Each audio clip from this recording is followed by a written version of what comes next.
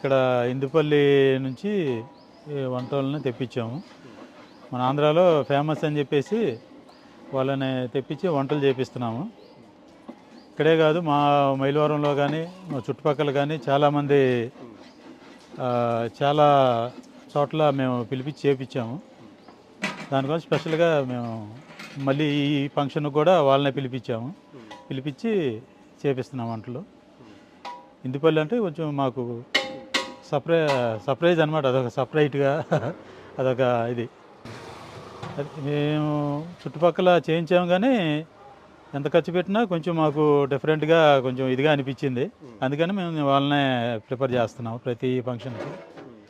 అదే వీళ్ళు బిర్యానీ కానీ మామూలుగా మన పనసకాయ బిర్యానీ కానీ తర్వాత కర్రీస్ కానీ అన్నీ కూడా ఫేమస్, చాలా బాగుంటాయి, టేస్టీగా ఉంటాయి అన్నీ.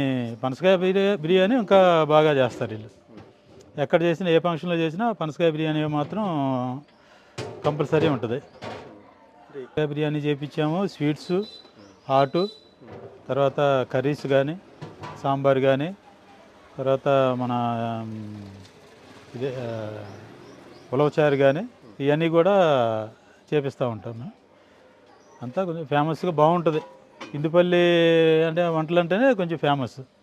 దానికి మేము ప్రిపేర్ చేస్తూ ఉంటాం. ఎక్కడ ఉన్నా ఏ ఫంక్షన్ జరిగినా మా కుటుంబంలో ఎక్కడ జరిగినా కూడా ఎక్కువగా వీళ్ళనే ఇది చేస్తూ ఉంటాం. అంటే అదేం ఉండదండి, వాళ్ళు రీజనబుల్గానే తీసుకుంటారు, మంచిగా చేస్తారు.